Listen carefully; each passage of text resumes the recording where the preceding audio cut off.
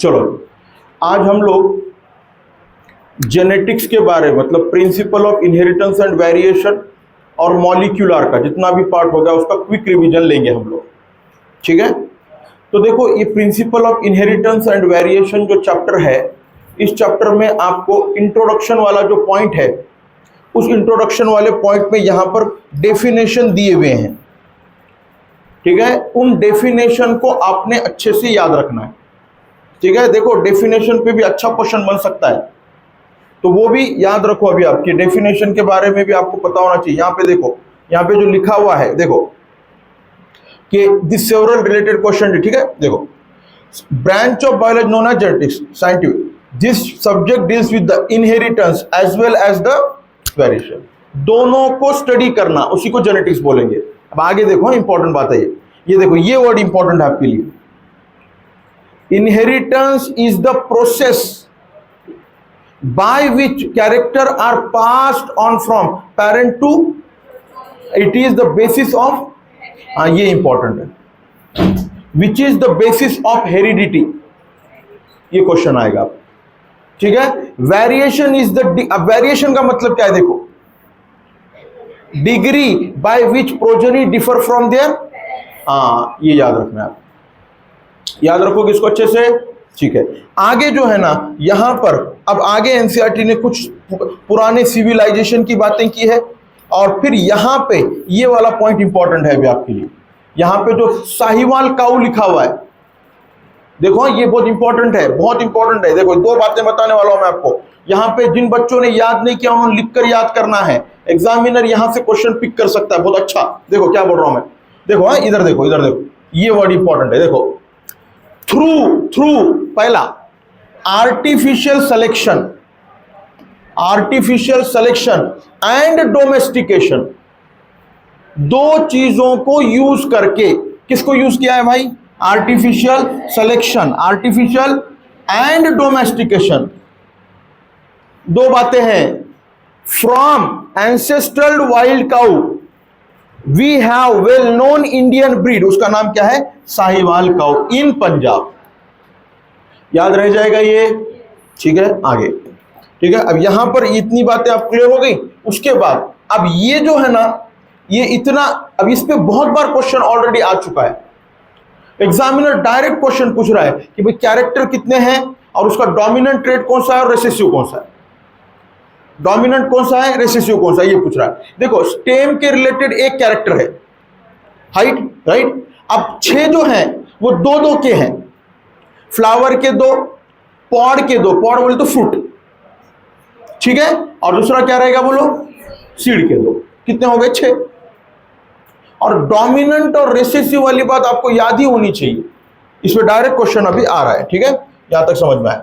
अब आगे देखो कि यहां पर एनसीईआरटी ने यहां पे ये वाला वर्ड लाइन जो है, इस पे क्वेश्चन बना लेगा वो बहुत अच्छे से, और थोड़ा सा मॉडिफाई भी कर सकता है उस लाइन को, और उस लाइन को अगर मॉडिफाई कर दिया तो रॉन्ग हो जाएगी लाइन। अब देखो क्या बोल रहा है, Mendel selected how many true breeding P plant varieties, 14, 7 character हैं, 14 ट्रेट हैं। तो ऐसे समझो अभी आप कि हाइट जो है ये एक कैरेक्टर है, उसके 2 ट्रेट हैं, टॉल या, तो आपको तो टॉल वाला प्लांट चाहिए ना, और डॉर्फ वाला भी प्लांट चाहिए, तो एक कैरेक्टर के कितने वैरायटी हो गए, तो 7 के कितने हो गए, हाँ ये याद रखना आप। 7 कैरेक्टर हैं लेकिन प्लांट उसको तो 14 लेना लगेगा ना, वो बोल रहा है। ठीक है, अब देखो इसके आगे वाला, as pair which we are similar except for one character with the contrast inter, ये इंपॉर्टेंट, राइट। मतलब मेंडल जब भी कभी ये चीजें करता था, मतलब क्रॉसिंग करता था, तो वो ये बात को याद रखता था कि जिस कैरेक्टर के लिए वो ले रहा है ना, उतना कैरेक्टर ही उसमें चेंज हो। इसका मतलब क्या, सुन लो अभी। जैसे एग्जांपल के तौर पे वो ये देखता था कि टॉल और डॉर्फ लिया, ठीक है, तो कौन सा कैरेक्टर लिया उसने, स्टेम हाइट, कैरेक्टर बोल रहा हूं मैं, कौन सा लिया, स्टेम हाइट। उसके कितने वैरायटी हैं, 2, टॉल या डॉर्फ। अब वो हाइट के अलावा बाकी के सब कैरेक्टर दोनों में एक जैसे रहते थे, मतलब उसका भी फ्लावर वैसी जैसा इसका भी है, इसके पॉड का कलर वैसी, इसका भी वैसी, इसका जो क्या बोलेंगे उसको, जितनी भी पॉड का शेप है, कलर है, फ्लावर का कलर है, फिर उसके बाद में से पोजीशन, फ्लावर की जो पोजीशन है वो सब एक जैसे रखता था। सिर्फ किसको चेंज करता था? वन कैरेक्टर को, जो भी सेलेक्ट कर रहा है। इसलिए एनसीईआरटी क्या लिख रहा है? Accept for one. देखो ये लाइन क्लियर थी क्या? देखो अभी आपको, जिन बच्चों को नहीं पता है उनको समझ में आना चाहिए। यहां तक क्लियर हुआ? आ जाओ आगे। अब देखो फिर से एनसीईआरटी ने यहां पर एक टेबल दिया हुआ है। देखो आपको ये टेबल में यहां पर 7 कैरेक्टर लिखे हैं, इधर कॉन्ट्रास्टिंग ट्रेट लिखे हैं। याद रखो, कॉन्ट्रास्टिंग का मतलब होता है अपोजिट। अपोजिट का मतलब यह है कि हम लोग क्लियरली आइडेंटिफाई कर सके। क्लियरली का मतलब क्या है कि समझो ये एक है, कोई चीज बोल रहे हैं हम लोग, तो उसके अपोजिट वाली दूसरी चीज जो आइडेंटिफाई इजीली हो। अगर उसमें थोड़ा सा भी अगर आइडेंटिफिकेशन में मसला आ रहा है, इसका मतलब क्या हो जाएगा कि वो क्लियर कट आइडेंटिफिकेशन नहीं होगा उसका। इसीलिए उसको बोलते हैं कॉन्ट्रास्टिंग ट्रेट। देखो कॉन्ट्रास्ट बोलते हैं हम लोग, ब्लैक एंड व्हाइट, ये कॉन्ट्रास्ट है। ब्लैक और उसके अपोजिट में कौन है? ये क्या है? वैसे कॉन्ट्रास्टिंग ट्रेट लिए। ठीक है, ये बात समझ में आई। अब आगे उसने जो, याद रखो कि पी प्लांट जो है उसने गार्डन पी लिया है, पाइसम सटाइवम। ठीक है, फैमिली अब आपको पता है। और याद रखो कि पी के अंदर सेल्फ पॉलिनेशन होता है। और याद करो पी के फ्लावर में आपको वेक्सिलरी एस्टिवेशन मिलता है, और वेक्सिलरी का ही दूसरा नाम है पेपिलोनेशियस। याद आ रहा है मॉर्फोलॉजी? तो उसका जो स्टैंडर्ड होता है, स्टैंडर्ड वो ऐसे कवर करता है कि वो फ्लावर क्लोज हो जाता है, इसलिए हम उसको क्लिस्टोगैमस बोलते हैं। अब फ्लावर अगर क्लिस्टोगैमस है तो पॉलिनेशन कौन सा होगा? सेल्फ। इसीलिए वो उसको क्या करना लगता था फिर? अब अगर उसको दूसरे जो कैरेक्टर चाहिए होंगे तो उसको अब आर्टिफिशियल हाइब्रिडाइजेशन करना लगेगा। तो वो वाली टेक्निक इधर आपको फिगर में समझाई हुई है। तो देखो ये फ्लावर है, उसके पेटल, स्टिग्मा, एंथर, स्टेमन और कार्पल। राइट। अब देखो यहां पर अब मैंने बोल दिया आपको ये फ्लावर जो है ना, मतलब वो पी प्लांट जो है उसमें सेल्फ पॉलिनेशन होता है। तो आपको 100% ये बात पता है कि सर उसका फ्लावर जो है ना वो बाइसेक्सुअल होगा, इतना तो कंफर्म है। अब बाइसेक्सुअल है तो सर उस बाइसेक्सुअल फ्लावर में से मेल पार्ट को हटाना लगेगा। अब मेल पार्ट को हटाना है, मेल पार्ट बोले तो मस्कुलाइन पार्ट, मस्कुलाइन पार्ट को मेल पार्ट बोलेंगे। अब मेल पार्ट को हटाने के लिए वर्ड यूज करते हैं ई, इसलिए उस प्रोसेस का नाम है ई मैस्कुलेशन। तो ई मैस्कुलेशन करके हम लोग क्या करेंगे? मेल पार्ट को हटा देंगे। जैसे मेल पार्ट हट गया तो अब क्या हो गया? फिर अब जिसको हम लोगों ने फीमेल कंसीडर किया है प्लांट का फ्लावर, अब उस पे ना मेल वाले पोलन ग्रेन लाकर डस्ट करना लगेगा। तो अब क्या होगा? अब ये नेचुरल हुआ क्या? अब हमने कराया ना, मतलब मेंडल ने कराया वो, और हम भी अभी भी करके देख सकते हैं वो चीजें। अब उसी को बोलते हैं आर्टिफिशियल हाइब्रिडाइजेशन। और फिर उसकी ये प्रोजेनी मिली। राइट। तो अब उसने जब एक कैरेक्टर लेकर जब वो क्रॉस करता था तो उसको मोनोहाइब्रिड क्रॉस बोलते हैं। जब 2 कैरेक्टर लेकर करेंगे तो डाइहाइब्रिड क्रॉस बोलेंगे, 3 कैरेक्टर लेकर करेंगे तो उसको ट्राइहाइब्रिड क्रॉस बोलेंगे, 4 को लेकर करेंगे तो उसको टेट्राहाइब्रिड क्रॉस बोलेंगे। लेकिन आपको पढ़ना सिर्फ 2 ही है, मोनोहाइब्रिड और डाइहाइब्रिड। समझ गए? अब जब मोनोहाइब्रिड क्रॉस किया उसने, तो क्रॉस करने के बाद उसने ये देखा कि आने वाली जो प्रोजेनी है उसको नाम दिया उसने F1 जनरेशन। F का मतलब है फिलायल, और फिलायल का मतलब होता है ऑफस्प्रिंग, आने वाले बच्चे, उसको बोलते हैं फिलायल। तो पहली जनरेशन में आने वाले सभी के सभी वो किसी ना किसी एक पेरेंट की तरह दिख रहे हैं। समझे मतलब क्या है? टॉल और डॉर्फ को जब हम लोगों ने क्रॉस किया, उसने क्रॉस किया तो F1 जो आए वो सभी के सभी टॉल थे, किसी एक पेरेंट की तरह दिख रहे थे। देखो, और जिस पेरेंट की तरह दिख रहे थे उसको मेंडल बोलता था कि वो वाला कैरेक्टर जिस कैरेक्टर की तरह दिख रहे हैं उसको बोलता था वो डोमिनेंट कैरेक्टर। तो इसका मतलब मेंडल को यह बात पता नहीं थी कि भाई स्टेम हाइट के अंदर टॉल डोमिनेंट है, ये उसको नहीं पता था। या मैं अगर आपको बोलूं कि बताओ मेरे पास एक प्लांट है, ठीक है, उस प्लांट के अंदर 2 तरह के फ्लावर आते हैं, मैंने बोला आपको, और मैंने कलर बताया आपको, और मैंने बोला कि बताओ कि इसमें से डोमिनेंट कौन सा कैरेक्टर है। तब आप मुझे बोलना है फिर हम ऐसे कैसे बता सकते हैं डोमिनेंट कौन सा है। रुको, हमको क्या करना लगेगा, पहले क्रॉस करना लगेगा, या फोन में जो पूरे प्रोजेनी जिस पैरेंट की तरह आ रहे हैं सर उसको डोमिनेंट बोले। तो ऐसा हर करके देखने के बाद उसने बोला कि वो टॉल डोमिनेंट है, डॉर्फ रिसेसिव है। आप समझ गए अच्छे से। तो ये पूरा एक्सपेरिमेंट यहां पे समझाया हुआ है, ठीक है, ये याद रखना है आपने। उसके बाद अब यहां पर देखो कुछ टर्मिनोलॉजीज भी समझाए हैं एनसीईआरटी ने यहां पे, ठीक है, टर्मिनोलॉजीज भी दिए हैं, ठीक है। तो अब यहां पर कुछ बातें जो है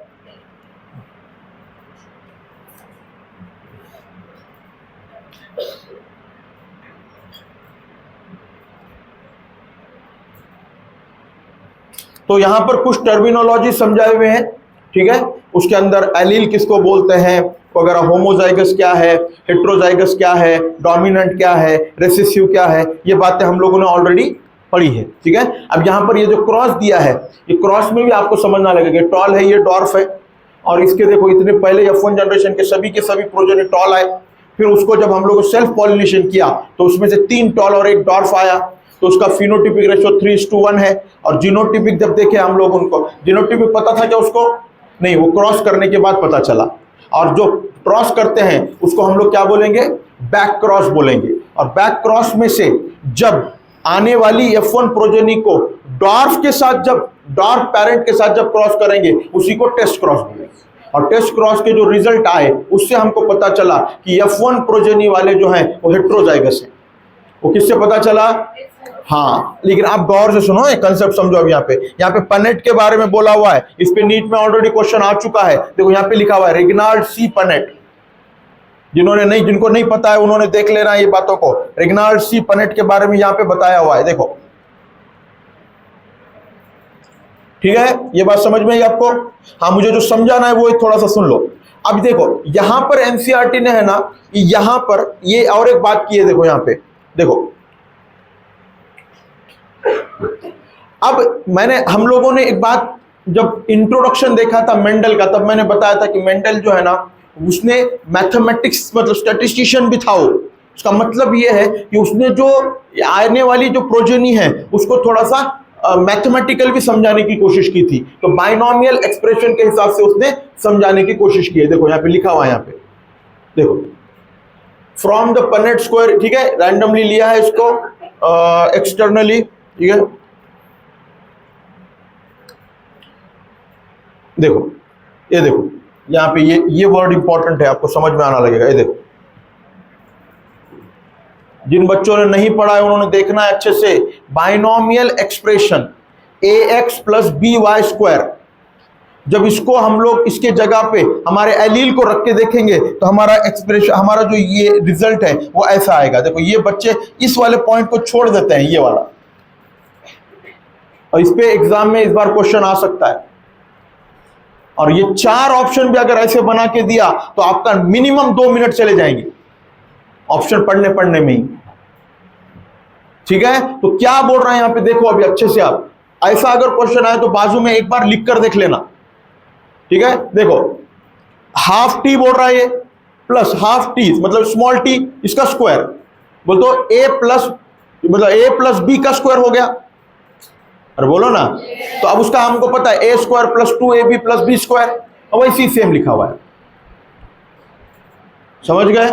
तो अब देखो ना, ये capital T plus small T, उसका स्क्वायर किया तो मतलब capital T small T into capital T small T. तो कैपिटल टी एक बार आएगा, कैपिटल टी स्मॉल टी 2 बार आएंगे, और स्मॉल टी एक बार आएगा, वही लिखा है ना पे। देखो हाफ टी, ये समझ में आया, इसको इंटू करो तो अब देखो 1/4 क्या आएगा, कैपिटल टी। देखो 2 बार क्या आएगा, कैपिटल टी स्मॉल टी, और 1 बार क्या आएगा, कितने में से आ रहे हैं भाई, 4 में से, इसलिए 1/4 लिखा हुआ है।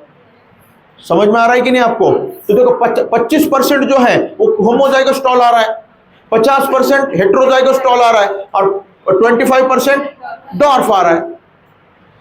याद रह जाएगा। देखो ये बातें भूल जाते हैं बच्चे, इसलिए मैं थोड़ा सा एम्फसाइज करके समझा रहा हूं आपको कैसे वो इक्वेशन आया। समझ में आ रहा है आपको, राइट। आ जाओ अब आगे, जब देखोगे आप तो यहां पर आपको, अब यहां पर अब देखो मेंडल ने जो चीजें ऑब्जर्व की, उसके रिलेटेड अब यहां पर दो लॉ बताए गए हैं मोनोहाइब्रिड के रिलेटेड। एक है लॉ ऑफ डोमिनेंस और एक है लॉ ऑफ सेग्रीगेशन। तो लॉ ऑफ डोमिनेंस के जो पॉइंट है ना, वो डायरेक्ट पॉइंट आपको पूछे जाएंगे। ये देखो, हाँ, उससे पहले मुझे जो बताना था वो और एक बार सुन लो थोड़ा सा टेस्ट क्रॉस के बारे में। देखो,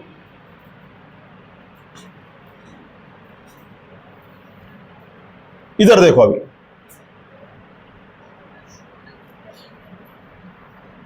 अब देखो, सब बच्चे इधर देखेंगे। देखो यहां पर जो टेस्ट क्रॉस के बारे में बताया ना, तो अभी मैंने क्या बोला टेस्ट क्रॉस का मतलब, आने वाली F1 प्रोजेनी को जब मैं क्रॉस किससे करूंगा, पेरेंट वाले डॉर्फ से, तब मुझे क्या आएगा, बोलो, टेस्ट क्रॉस मैं करूंगा। अब गौर से सुनो मैं क्या बोल रहा हूं। अब आप में से कोई स्टूडेंट, ठीक है, घर पे गए और आते आते आपने एक मटर का पौधा लेकर आए, और मटर का पौधा लाने के बाद आपने मुझे पूछा कि सर ये पौधा जो है ना, ये टॉल था, जहां पे उगा हुआ था ना ये, वहां पे क्या था, टॉल, और बाकी के कैसे थे, डॉर्फ थे। तो मैंने सोच समझकर सर ये टॉल पौधा लाया है, तो सर मुझे ये बताओ कि ये टॉल पौधा जो लाया है मैंने, ये होमोजाइगस टॉल है कि हेटेरोजाइगस टॉल है। समझ में आया? क्योंकि होमोजाइगस भी टॉल, और अब मैं उस स्टूडेंट को ये बोलूंगा कि मैं ऐसे देखकर तो नहीं बता सकता, मुझे क्या करना लगेगा, आप इसको पेरेंट के साथ में क्रॉस करके देखना लगेगा। तो अब मैं क्या करूंगा, इस पौधे को डॉर्फ के साथ में, मतलब पेरेंट, डॉर्फ पेरेंट है, उसके साथ क्रॉस करके देखूंगा। क्रॉस करके देखने के बाद आने वाली प्रोजेनी में अगर कोई डॉर्फ प्लांट आ रहे हैं, तो मैं बोलूंगा कि मुझे जो आपने पौधा लाकर दिया है वो हेटेरोजाइगस टॉल है। आने वाली प्रोजेनी में सभी के सभी टॉल आ रहे हैं, तो मैं बोलूंगा कि आपने जो मुझे पौधा लाकर दिया है वो होमोजाइगस टॉल है। ये मुझे कब पता चला, क्रॉस करने के बाद। तो वो मैंने जो आपको समझाया कि अननोन पौधे को का अननोन पौधा जो लाकर दिया है वो होमोजाइगस टॉल है या हेटेरोजाइगस टॉल है, ये पता करने का टेक्निक, ये मुझे कैसे पता चला, मैंने डॉट के साथ क्रॉस करने के बाद पता चला। लेकिन मेंडल जो एक्सपेरिमेंट कर रहा था, तो मेंडल के पास ऑलरेडी F1 वाले पहले से ही सिलेक्टेड थे ना, इसीलिए हम बोलते हैं कि F1 को डॉट के साथ क्रॉस किया। लेकिन अननोन वाले को कैसे पता करेंगे, तो अननोन वाले को पता करने का फिगर दिया है एनसीईआरटी में।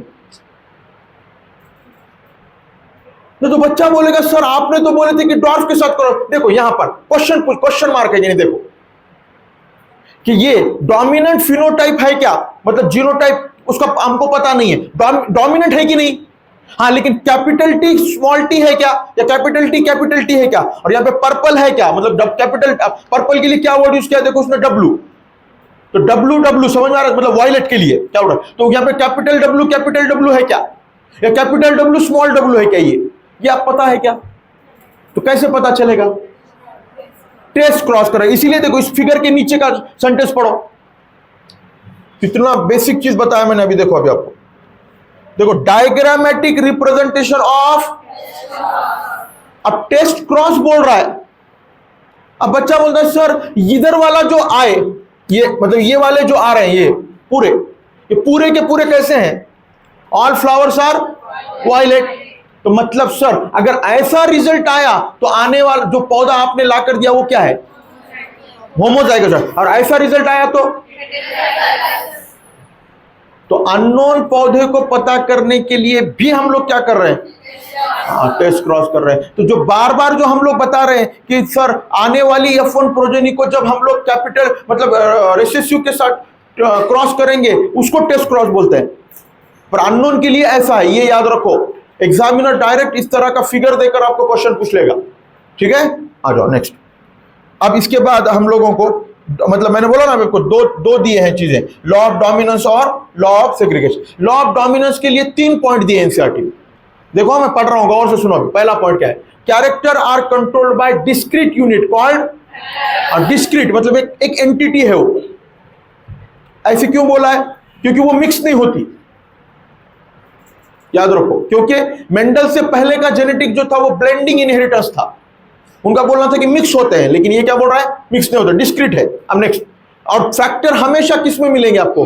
पेयर जोड़ी में मिलेंगे। तो कैपिटल टी स्मॉल टी जोड़ी में मिल रहा है हमेशा।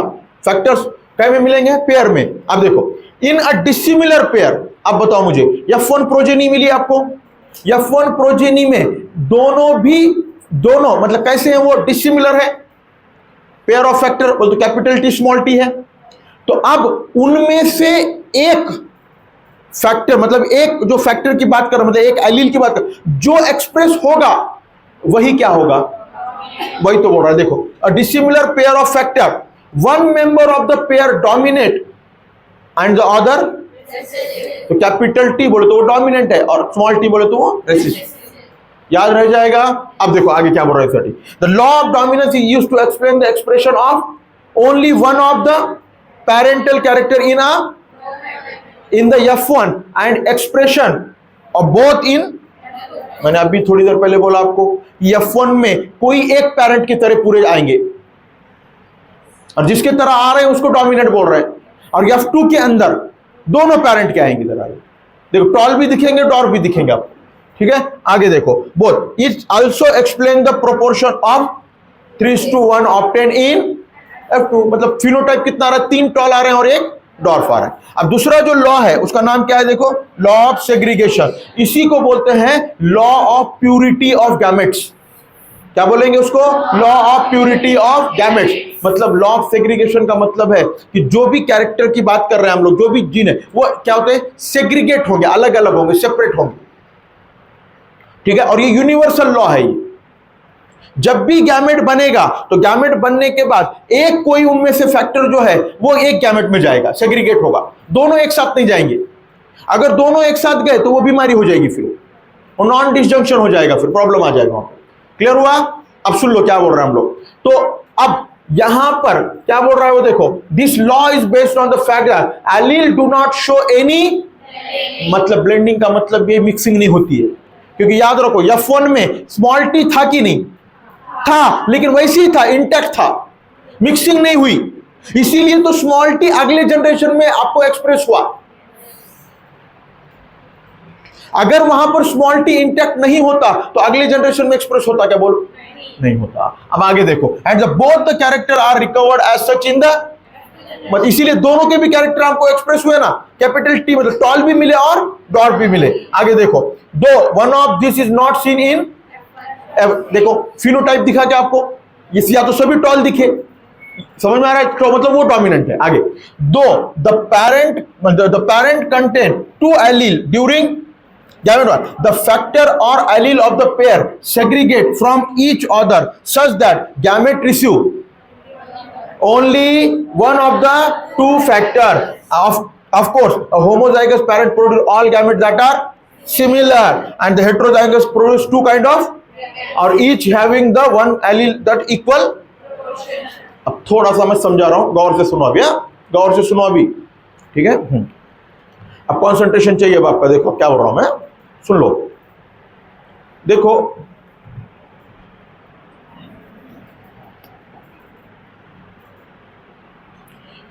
कैपिटल टी, ठीक है, अगर कहीं पर है तो हम उसको बोलते प्योर। क्या बोलेंगे? प्योर। स्मॉल टी है तब भी pure. Capital T small T है तो इम्प्योर बोलेंगे, या तो प्योरिटी नहीं है। क्लियर हुआ अच्छे से? तो बताओ, कैपिटल टी को का क्रॉस जब मैंने स्मॉल टी के साथ किया तो आने वाले F1 जनरेशन कैसे है? कैपिटल टी स्मॉल, मतलब इसके मुकाबले में वो इम्प्योर बोल रहा है, कॉन्सेंट्रेशन है। अब जब इससे जो F1 प्रोजेनी के अंदर जब गैमेट बनेंगे, तो कैपिटल टी एक गैमेट में जाएगा और स्मॉल टी एक गैमेट में जाएगा, ठीक है। अब बताओ मुझे, इससे जब गैमेट बनेंगे तो कैपिटल टी एक में गया, कैपिटल टी दूसरे में गया, इसमें स्मॉल टी एक में गया, स्मॉल टी एक में गया। समझ में आया? अगर पेरेंट के अंदर हेट्रोजाइगस कंडीशन रहने के बावजूद भी बनने वाले जो गैमेट हैं वो ऑलवेज प्योर हैं। देखो एक ही एलील आ रहा है ना उसके अंदर, कैसे हैं वो? प्योर है। कैसे हैं? प्योर। तो इसीलिए तो लॉ ऑफ सेग्रीगेशन का दूसरा नाम क्या है? Law of purity of gamete. अब समझ में आया इसको क्यों नाम दिया उसका? क्योंकि देखो ना, गैमेट ऑलवेज कैसे है? प्योर है। ये लिख लो, जिनको नहीं, जहां पे नहीं, जिनके पास नहीं लिखा हुआ है कोई।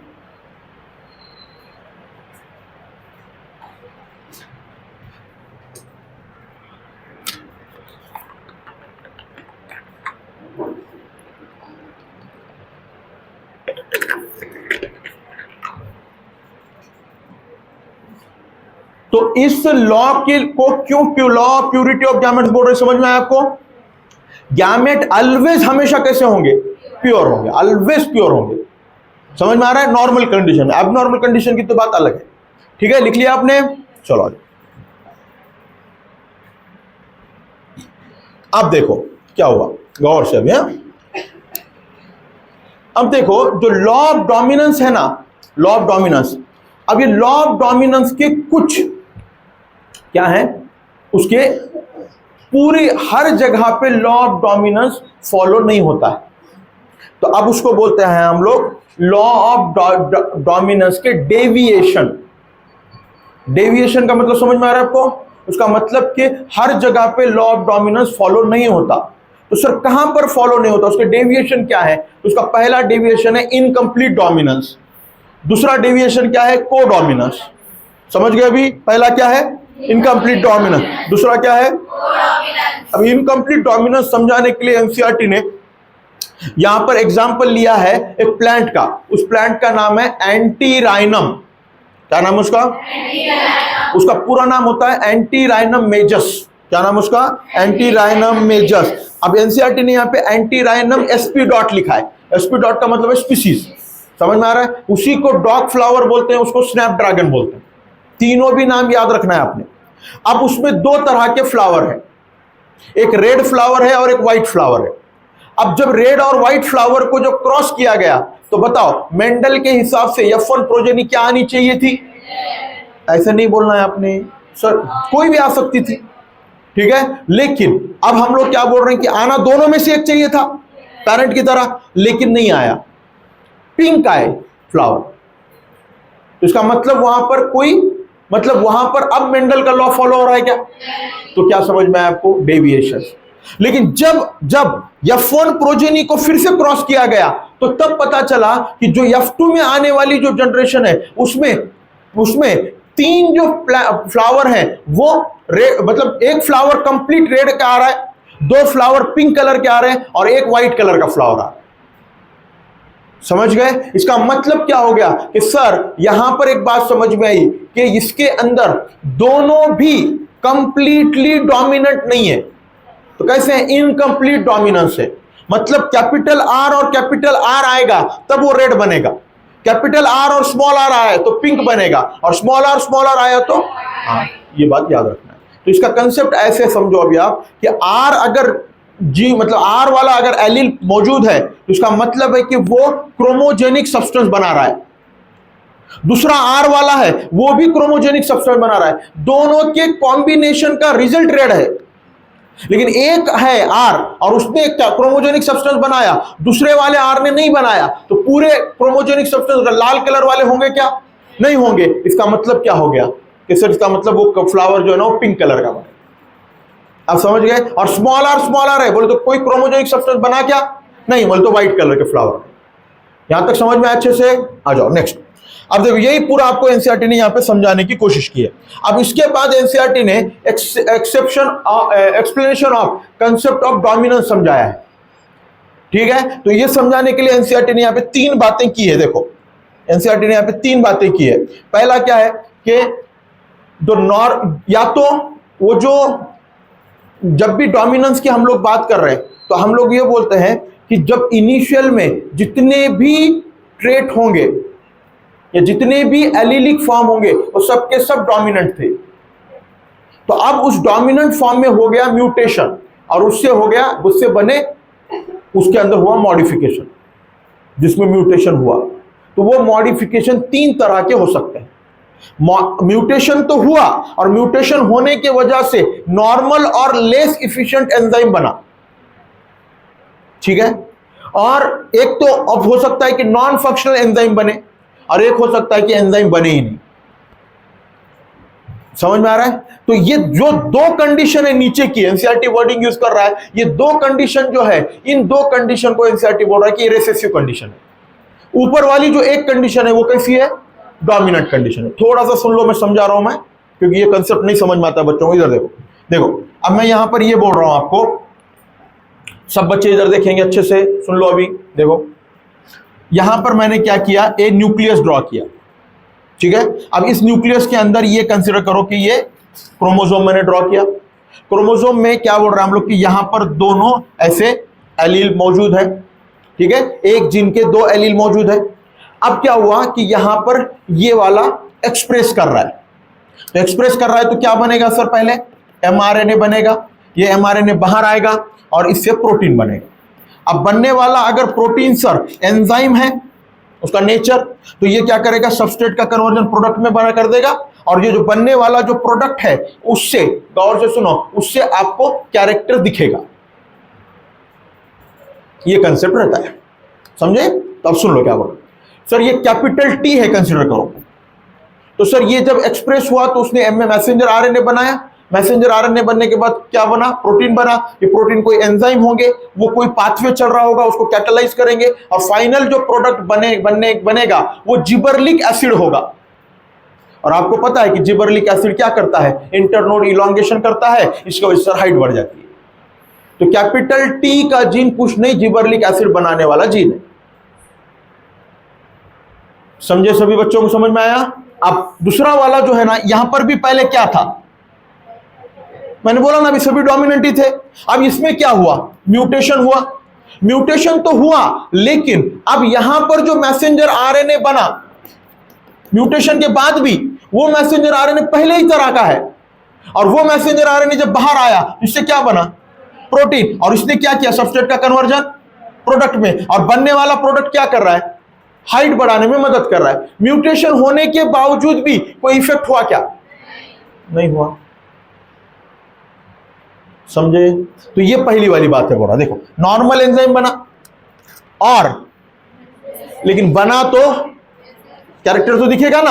हाँ, अब देखो दूसरी बार जब म्यूटेशन हुआ तो ऐसा म्यूटेशन हुआ कि मैसेंजर आरएनए तो बना, राइट, और आगे चलकर क्या बना? प्रोटीन। और ये कैसा है? एंजाइम है। लेकिन ये कैसा बन गया? देखो एंजाइम तो बना, लेकिन इसकी एक्टिव साइट प्रॉपर नहीं है।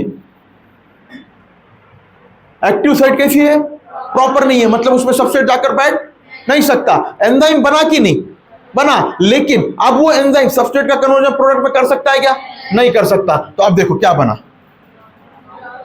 Non functional. अब नॉन फंक्शनल एंजाइम बना, तो अब बताओ वहां पे जिबरलिक एसिड बनेगा क्या? तो वो स्मॉल टी हो गया ना, एक्सप्रेस होगा क्या वो? नहीं। हाँ, अब तीसरी बार ऐसा म्यूटेशन हुआ कि अब यहां पे कोई प्रोटीन ही नहीं बना। समझ में आ गया? तो बताओ केस 1 किसकी तरह है?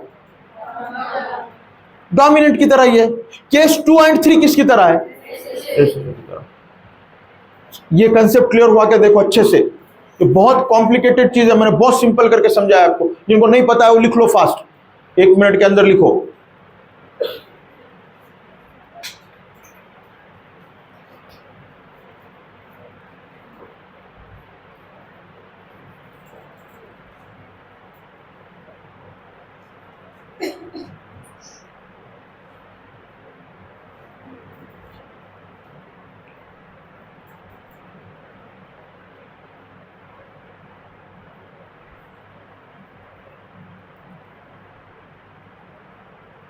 फास्ट।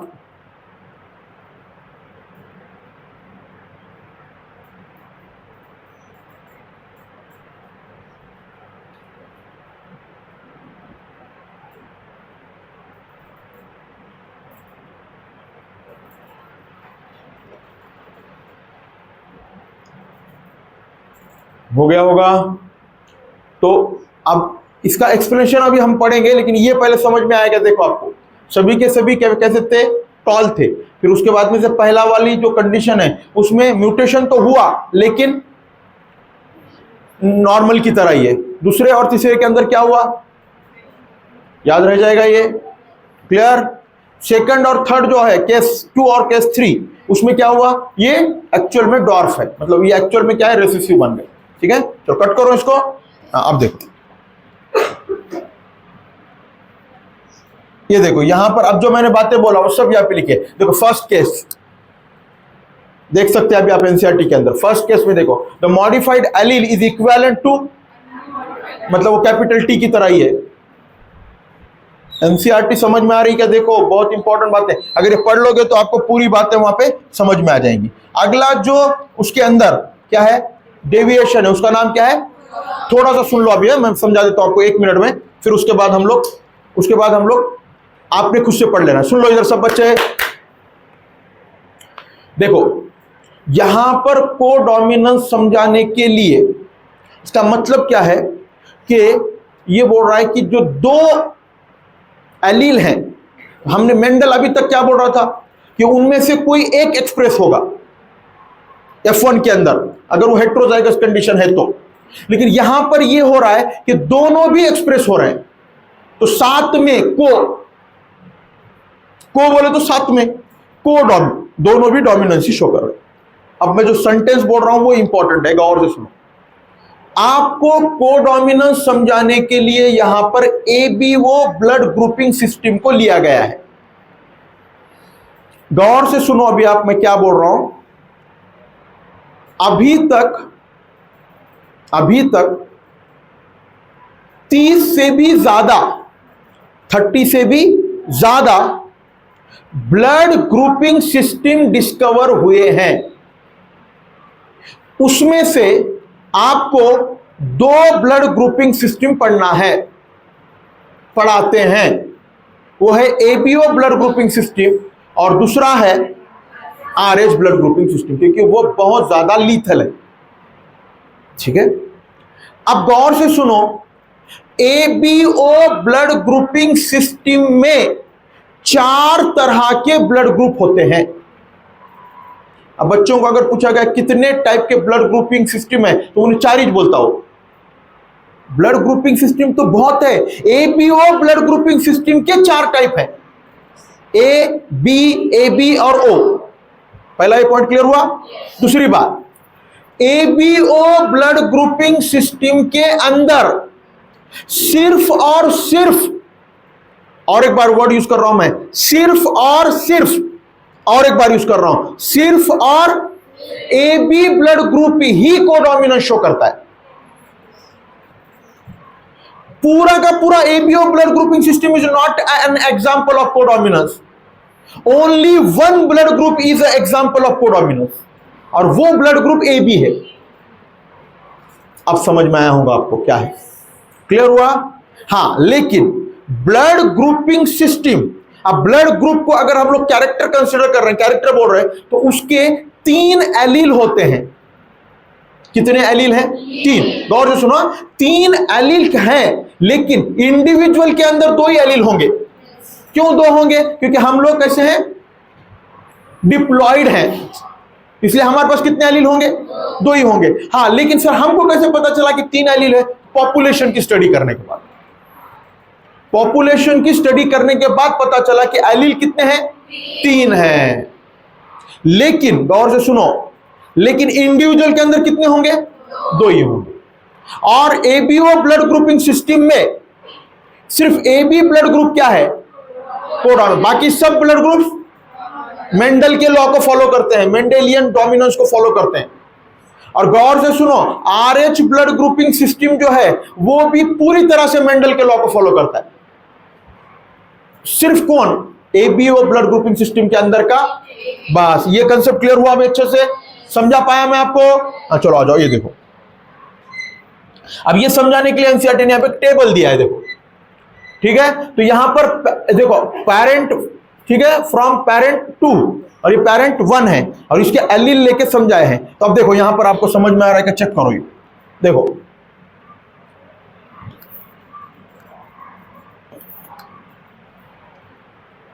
देखो यहां पर ए भी 2 बार बताया है, इसीलिए यहां पर 7 ब्लड ग्रुप होते हैं। देखो लेकिन असल में तो 6 ही रहेंगे ना, एलिक फॉर्म अगर देखेंगे तो कितने रहेंगे, 6 ही रहेंगे। लेकिन एक बार एक पेरेंट का ए लिया है तो दूसरी बार दूसरे पेरेंट का ए लिया है, इसीलिए वो 7 बन गए। और सिर्फ ए बी ब्लड ग्रुप ही क्या शो कर रहा है, कोडोमिनेंस शो कर रहा है। ये परफेक्ट समझ में आएगा। देखो अभी आपको कोडोमिनेंस कौन शो करता है, एबीओ ब्लड ग्रुपिंग सिस्टम का only AB blood group show करता है। क्लियर, ये बात याद रखना है।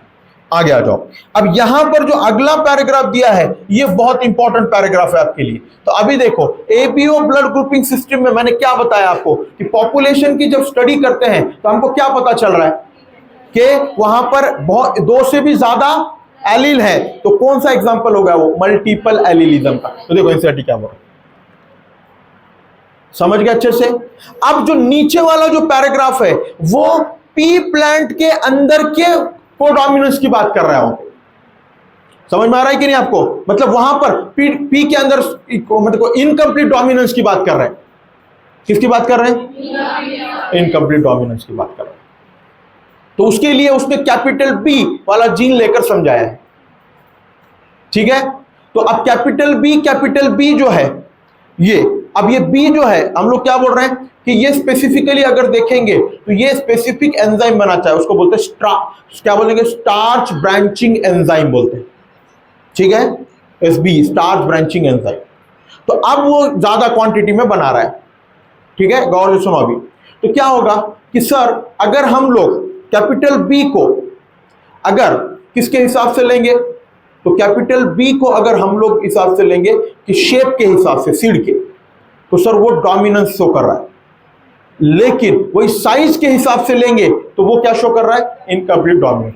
मतलब कैपिटल बी स्मॉल बी वो इंटरमीडिएट साइज के आते हैं, समझ गए अच्छे से। वो सब बातें यहां पर एनसीईआरटी ने लिखी हुई है। ये देखो कैपिटल बी का, ठीक है। अब देखो यहां क्या है, but the starch grain produced on intermediate size. देखो तो किसका एग्जांपल हो गया अभी, इनकम्प्लीट डोमिनेंस का। So if starch grain size is considered as a phenotype, the from this angle allele show the incomplete. Starch grain के size की अगर बात करेंगे तो क्या शो कर रहा है, इनकम्प्लीट डोमिनेंस। हाँ, लेकिन अगर शेप की बात करेंगे तो डोमिनेंस शो कर रहा है। तो अब इसके नीचे का जो पैराग्राफ है ये इतना कॉम्प्लिकेटेड लिखा है उसने, तो मैं आपको बहुत अच्छे से समझा रहा हूं, गौर से सुनो अभी। 1 मिनट सुन लो अभी अच्छे से, यहाँ पे आपको क्लियर हो जाए। एनसीईआरटी बोल रहा है कि dominance is not an autonomous feature of a gene. देखो लिखा है, therefore dominance is not an autonomous feature of a gene. समझ में आ रहा है। तो डोमिनेंस जो है ना, ऑटोनॉमस फीचर किसका नहीं है, जीन का। मतलब जीन को देखकर हम नहीं बोल सकते कि वो डोमिनेंट है या रिसेसिव है, तो उसके लिए पहले प्रोडक्ट बनना लगेगा।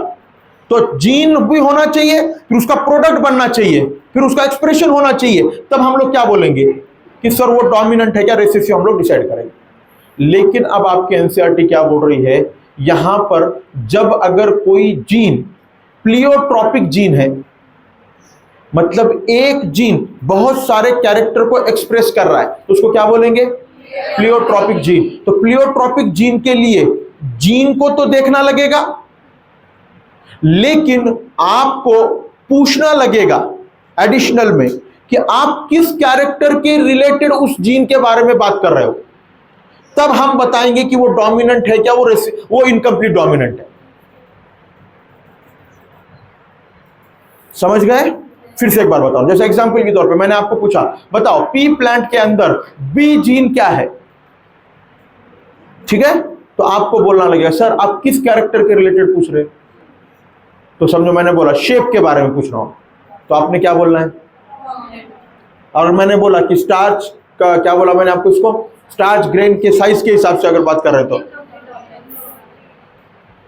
तो आपको क्या एडिशनल पूछना लग रहा है, किस कैरेक्टर के बारे में बताना है। ये कब करना, पूछना लगेगा जब जीन प्लियोट्रॉपिक होगा तब। अब सुन लो, देखो अब देखो, it depends as a much on the gene product and the production of particular from this product from this product, it does on the particular phenotype that we choose to examine. In case of more than one phenotype is influenced by the, उस gene को क्या बोलते हैं? तो pleiotropic gene के लिए आपको क्या एडिशनल पूछना लग रहा है कि आप किस कैरेक्टर के रिलेटेड पूछना चाह रहे हो, वो भी पूछना लगेगा आपको। समझे या नहीं? अच्छे से क्लियर हुआ? तो उसके बारे में आपको प्लियोट्रॉपिक बारे में पूरी इतनी बातें क्लियर हुई। परफेक्ट समझ में आया यहां तक? ठीक। अब एनसीईआरटी ने आगे जो दिया है वो डायहाइब्रिड क्रॉस के बारे में दिया है, और ये डायहाइब्रिड क्रॉस के बारे में अब आपको पूरा पता है, इस फिगर से ही पूरा क्लियर हो जाता है। ठीक है, तो यहां पर कितना रेशियो आएगा? देखो फिनोटिपिक रेशियो कितना आएगा? 9:1। और जीनोटिपिक रेशियो कितना आएगा? अब देखो यहाँ पे लिखा हुआ है पूरा, वह कैसे निकालना है वो भी मैंने समझाया था आपको। ठीक है, ये पूरी बातें याद रखो। ठीक है, अब आगे देखो यहाँ पे एनसीईआरटी क्या बोल रहा है? Law of independent assortment. देखो डायहाइब्रिड क्रॉस करने के बाद मेंडल को ये कंक्लूजन दिया, वो है इंडिपेंडेंट असॉर्टमेंट। मतलब कि एक कैरेक्टर दूसरे कैरेक्टर पे डिपेंड नहीं है। किस लिए? सेग्रीगेट होने के लिए, सेपरेट होने के लिए। समझ में आ रहा है?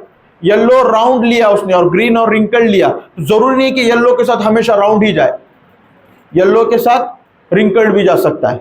और हमेशा येलो के साथ राउंड ही जरूरी नहीं है, येलो के साथ रिंकल्ड भी हो सकता है, रिंकल्ड के साथ येलो ग्रीन कुछ भी हो सकता है। तो ये इसको बोलते हैं इंडिपेंडेंट असॉर्टमेंट। और ये इंडिपेंडेंट असॉर्टमेंट के लिए आपको कितने कैरेक्टर लेकर देखना लगेगा? 2। तो डायहाइब्रिड क्रॉस करने के बाद कंक्लूजन क्या आया? Law of independent assortment. पर एक शर्त है उसके लिए। क्या शर्त है सर? दोनों कैरेक्टर के जीन अलग अलग क्रोमोसोम पे होने चाहिए। अगर एक क्रोमोसोम पे 2 जीन अगर होंगे, मतलब एक क्रोमोसोम पे 2 कैरेक्टर के जीन अगर होंगे तो क्या होगा? लिंकेज दिखेगा। और लिंकेज को ब्रेक करने वाला कौन है? रिकॉम्बिनेशन। समझ में आ रहा है कि नहीं आपको? और लॉ ऑफ इंडिपेंडेंट असॉर्टमेंट का डेविएशन कौन है? लिंकेज। और लिंकेज को ब्रेक करने वाला कौन है? रिकॉम्बिनेशन। आप समझ गए अच्छे से? तो ये वाली बातें अब आपको पूरी तरह से क्लियर होनी चाहिए। ठीक है, अब आगे जो दिया है वो क्या है? Chromosomal theory of inheritance. अभी क्रोमोसोमल थियरी ऑफ इनहेरिटेंस की जो बातें हैं, इसका मतलब ये है कि जो अब मेंडल जो थे, उन्होंने जब पूरा ये बातें बताई तो उन्होंने ये बोला था कि character is controlled by factor. Character को कौन कंट्रोल करता है? अब उनको पूछा गया कि वो फैक्टर कहां होते हैं, तो तब तक उनको ये पता नहीं था कि क्रोमोसोम कोई चीज होती है। तो क्रोमोसोम के ऊपर फैक्टर प्रेजेंट होते हैं, तो जिधर क्रोमोसोम जाएगा उधर ही फैक्टर जाएगा। ये वाली बातें आगे चलकर सटन और बोवेरी ने कंप्लीट किया, मतलब उसको फाइंड आउट किया। क्यों? क्योंकि तब तक है ना माइक्रोस्कोप डेवलप हो चुके थे, हम वो क्रोमोसोम के मूवमेंट को देख रहे थे, तो जिधर क्रोमोसोम जा रहा है उधर ही जीन जा रहा है। तो इसी को बोलते हैं क्रोमोसोमल थियरी ऑफ इनहेरिटेंस। तो यहां पर मेंडल के बारे में कुछ बातें बताई है कि मेंडल ने 1865 में पेपर पब्लिश किया वगैरह, फिर उसको वो क्यों उसको ये नहीं मिला, क्रेडिट क्यों नहीं मिला, उसके पीछे के क्या रीजन है, ये सब बातें यहाँ पे लिखी हुई है। तो ये पूरे याद रखना है भी आपने। यहाँ पे फर्स्ट में क्या है, सेकंड क्या है वगैरह, ये थर्ड, ये सब बातें यहाँ पे क्वेश्चन आएगा अच्छे से, सेंटेंस वाइज क्वेश्चन बनेगा यहाँ पे अच्छे से। ठीक है, याद रखो। अगली बात जो है वो एनसीईआरटी ने क्या की है, ये क्रोमोसोमल थ्योरी ऑफ इनहेरिटेंस समझा है। अब देखो ये वाला पैराग्राफ बहुत इंपॉर्टेंट है, ये समझ में आया भी आपको? तो ए जो है ये क्या रहेगा? बोलो, देखो एक बार अच्छे से। और बी क्या रहेगा? समझ गए अभी? देखो अभी मैंने क्या समझाया था आपको। ए क्या है और बी क्या है? समझ गए अभी अच्छे से? चलो देखो आगे, ये पूरा जो बात है यहां पे मैंने चेंज कराया था, याद आ रहा है क्या? देखो आपको, फिर उसके बाद ये वाला पैराग्राफ बहुत इंपॉर्टेंट है। देखो यहां पर आपको समझ में आना। Sutton and Boveri argued that pairing and separation of a pair of chromosome would lead to the segregation of a pair of factor they carried. Sutton united इस पे क्वेश्चन आएगा अब आपको। देखो, certain United the knowledge of chromosomal segregation with and called it the chromosomal theory of. ऐसा कौन है जिसने मेंडेलियन प्रिंसिपल को मिक्स कर दिया, किसके साथ, सेग्रीगेशन वाले पॉइंट के साथ, और क्रोमोसोमल थ्योरी ऑफ इनहेरिटेंस दिया? वो सर्टन है। दोनों ने मिलकर क्या दिया है, लेकिन ये अगर सेंटेंस आया तो आंसर उसका क्या रखेंगे आप, सर्टन लिखेंगे। यहां तक याद रह जाएगा। अब ये जो क्रोमोसोमल थ्योरी ऑफ इनहेरिटेंस को प्रैक्टिकली प्रूफ करने वाले कौन है, बोलो?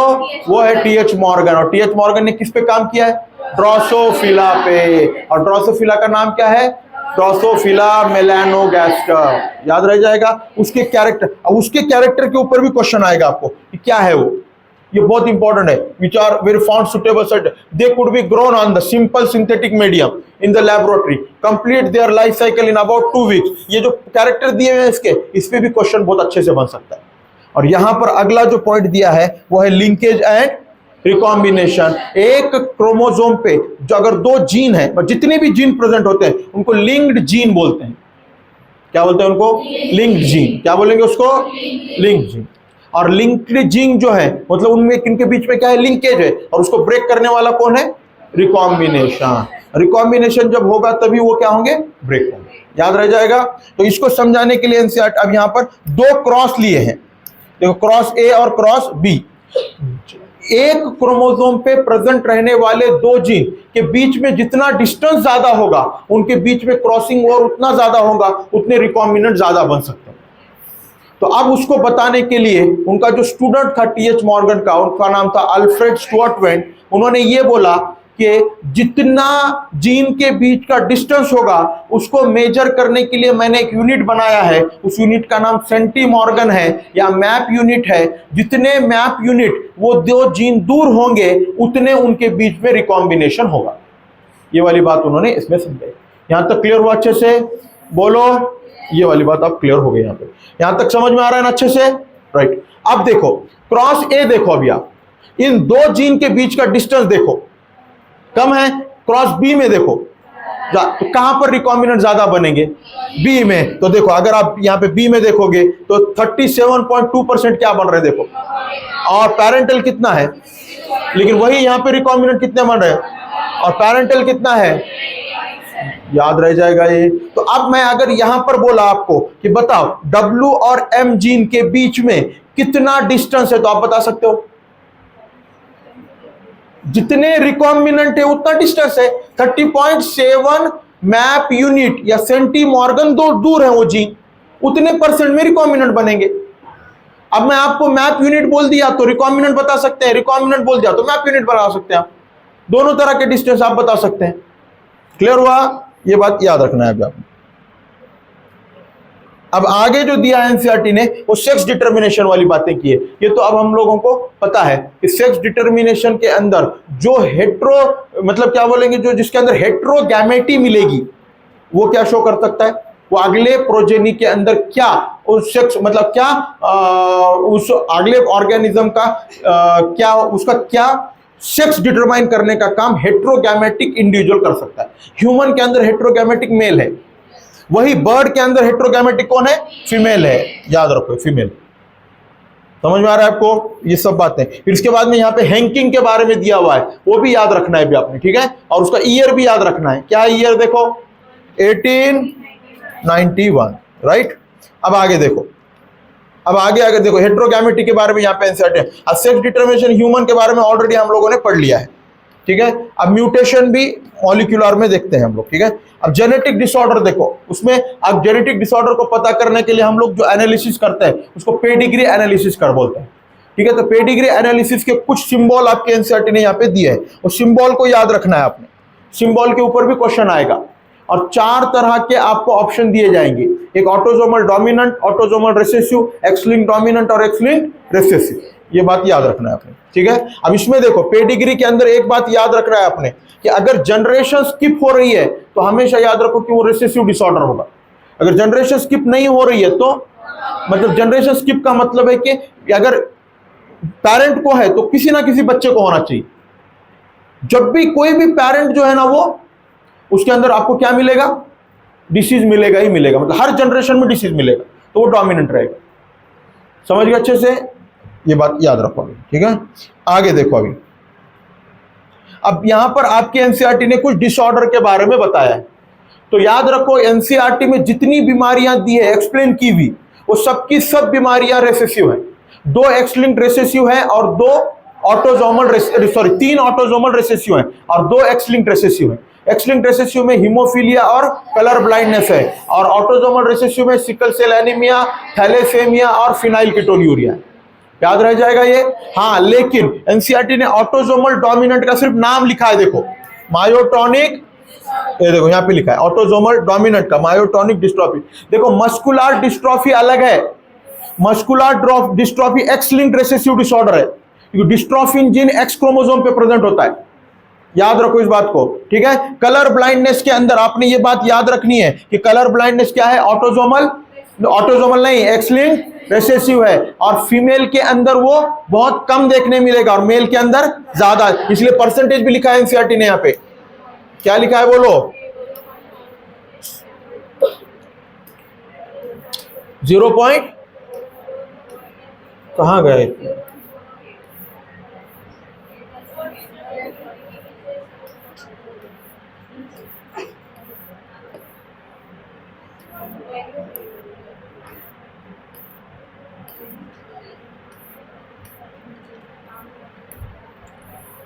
ठीक है, चलो समझ में आया ना आपको। अब आगे देखो, अगर हम लोग इसकी बात करेंगे हीमोफीलिया की, तो याद रखो कि हीमोफीलिया की फीमेल मिलना रेयर है। क्यों रेयर है ये आपको पता, क्योंकि वो दोनों एक्स लिंक्ड रेसेसिव में जो हीमोफीलिया रिलेटेड जीन है वो लीथल है, अगर वो रेसेसिव कंडीशन में आएगा तो लिथैलिटी कॉज करेगा। यहां तक समझ में अच्छे से आपको। अगली बात जो है वो है ऑटोजोमल रेसेसिव में पहला जो बीमारी है उसका नाम क्या है, सिकल सेल एनीमिया। तो सिकल सेल एनीमिया में ये याद रखो कि यहां पर जो नॉर्मल जीन है उसमें नॉर्मल जो पॉलीपेप्टाइड चेन है उसमें 6 नंबर पे जो ग्लूटामिक एसिड है उसके जगह पर यहां पर क्या आ जाएगा, और ये अगले मैंने बोला था आपको कि ये भी याद करो कौन कौन से 7 तक, तो VHLT PGG, VHLT PGG, बोलो VHLT, हाँ V बोले तो क्या है, valine, histidine, leucine, threonine, proline, glutamic acid. अब यहाँ पे ग्लूटामिक एसिड की जगह पे क्या आएगा, तो देखो आपको क्वेश्चन है ना इस पे पूछ सकता है कि 7th नंबर का अमाइनो एसिड कौन सा है बीटा ग्लोबिन चेन में। आप बोलोगे सर वो अमाइनो एसिड क्यों याद रखें, देखिए लिया है ना एनसीईआरटी में तो याद रखने लगे आपको, ठीक है। उसके बाद अगर ये याद रखो कि सिकल सेल एनीमिया जो है, गौर से सुनो अभी, सिकल सेल एनीमिया जो है वो क्वालिटेटिव डिसऑर्डर है, और गौर से सुनो, और थैलेसेमिया क्वांटिटेटिव डिसऑर्डर है। ये बात क्लियर हुई अच्छे से। नेक्स्ट सर, थैलेसेमिया के अंदर अल्फा ग्लोबिन चेन अगर नहीं बन रही है तो उसके लिए हम लोग वर्ड यूज करेंगे अल्फा थैलेसीमिया। अगर बीटा ग्लोबिन चेन नहीं बन रही है तो बीटा थैलेसीमिया। और उसके जीन कौन कौन से क्रोमोसोम पे प्रेजेंट है वो भी दिया एनसीईआरटी ने, बोलो कहां पे है, बीटा ग्लोबिन चेन बनने वाला जीन कहां पर है, बोलो, और अल्फा ग्लोबिन चेन बनने वाला 16, याद रखो। और यहां पर बहुत इंपॉर्टेंट बातें ये है कि अल्फा ग्लोबिन चेन के लिए बनने के लिए एनसीईआरटी बोल रहा है कि 2 क्लोजली रिलेटेड जीन है, मतलब कितने एलील हैं, 4, लेकिन थोड़ा सा लिखने में गड़बड़ कर दिया उसने, ठीक है। एलील कितने हैं, 4, याद रह जाएगा वो। अब देखो मतलब इसीलिए चारों में अगर डिफेक्ट हुआ तो डिसीज होने के चांसेस है, इसीलिए अल्फा वाला जो अल्फा थैलेसेमिया जो है वो क्या होगा, वो रेयर होगा, और बीटा थैलेसेमिया कॉमन होगा। क्लियर हो गया।